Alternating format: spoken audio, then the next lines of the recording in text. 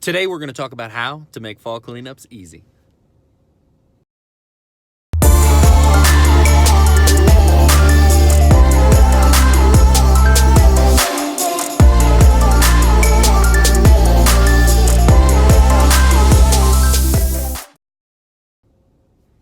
Okay, so you want to know, how do we make them easy?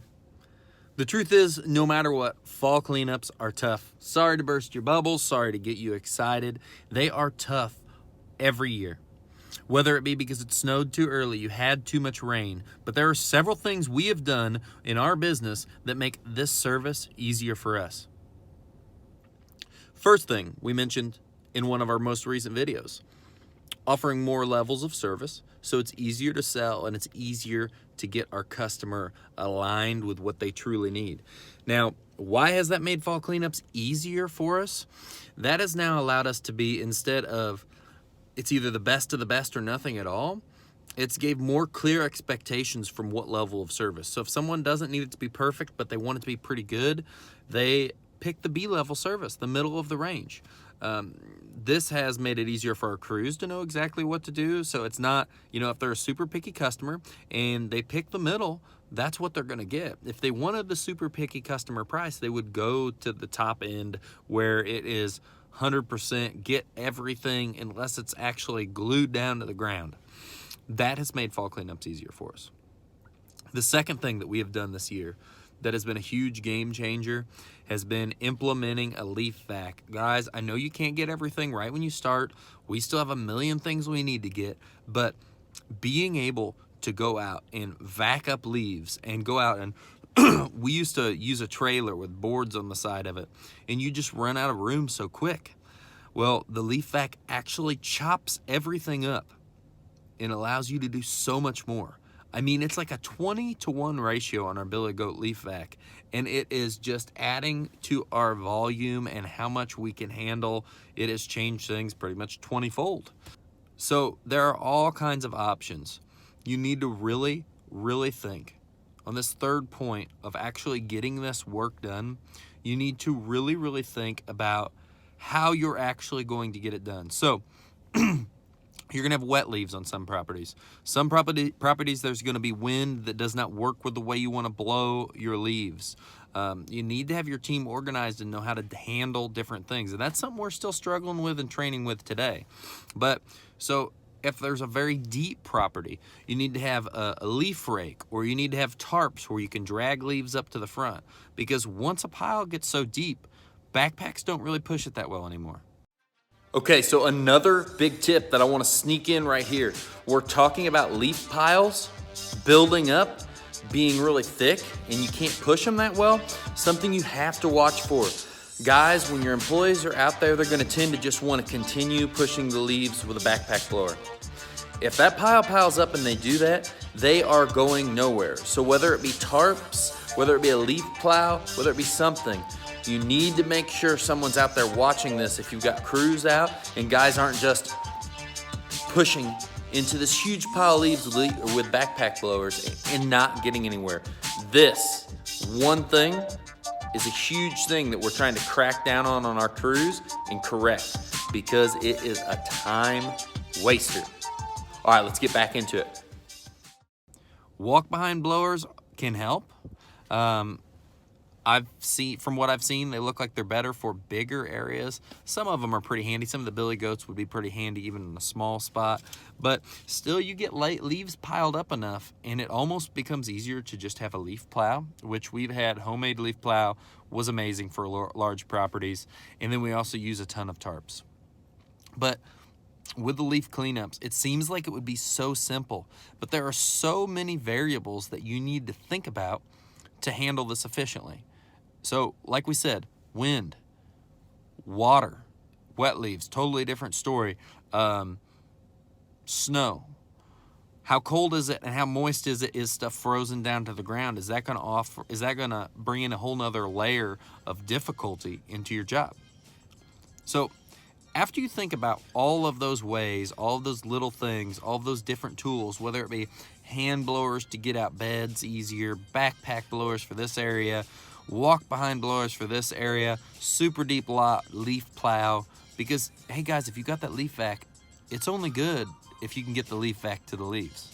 It doesn't do any good if the pile of leaves is in the back of the property and the leaf vac truck is sitting at the front. That's always been my biggest thing of why I didn't want to get one, but I'm starting to see how much more it's going to help us. We've talked about the estimate, but in that estimate, have some kind of coverage. If you're not going out and saying this leaf cleanup's going to take this long and then starting on it like an hour after that, you have no idea. You could get rain. You could have all kinds of different variables happen. So in our estimates, we give them a price, and then we also cushion it with our hourly rate if we go above and beyond that because of variables, issues, whatever the case may be. So always protect your business. Any customer that cares at all and knows, obviously you gotta have a reputation of not taking advantage of people, but any customer is gonna see that and they know that if they care about your business at all, and I mean, I hope they want us to succeed. I mean, come on.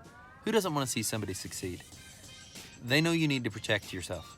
You can't be losing money on every job just because of variables, because that'll put you out of business. So customers, the good customers see that and they realize why you've done it, and it's not even a question.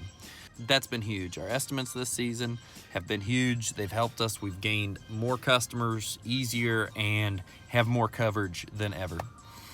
The next part of this will be root density. So you're going to be, someone mentioned to me talking about root density with mowing. And it's important with every service because all that time, you see what I'm in right now? I'm in a truck. I'm getting ready to do estimates here. All that time you spend driving around, you're not producing money if your crews are sitting in a truck. Then that problem compounds and gets worse depending on how many guys are in that truck. One guy's a problem. Two guys is twice the problem. Three guys is 3 times the problem. So the root density in between houses matters. So I'll give you a little bit of what, when we get into heavy leaf cleanup season, what our strategy is so far going to be this year is going to be 2 smaller leaf cleanup crews with a vac truck coming around to pick up all the leaves. That's been our biggest, that's been how we are going to try to strategize it this year. But you have to look at how much density do I have? And at some point, if you're starting, you're not going to have any density, and you're going to have to take what you can get, and you're going to have to do whatever it is, wherever it is. But as you start building a list, because this is something I didn't, another thing, it's coming to my head and I'm spitting it out. The golden nuggets are coming.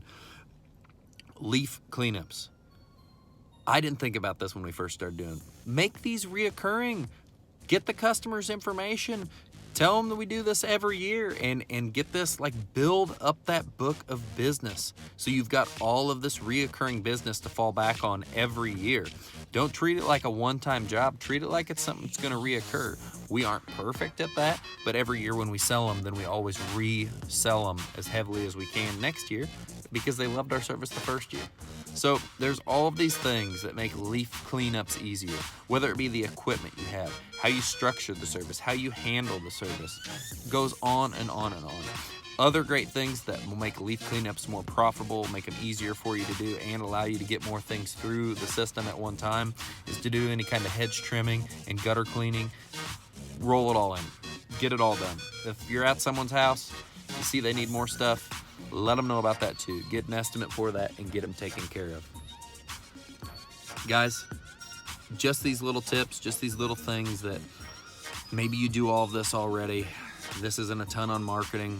It's a ton on different things to make you efficient and the things you need to think about. Remember, we said deep properties, wet leaves, snow, wet frozen leaves potentially, depending on where you're at.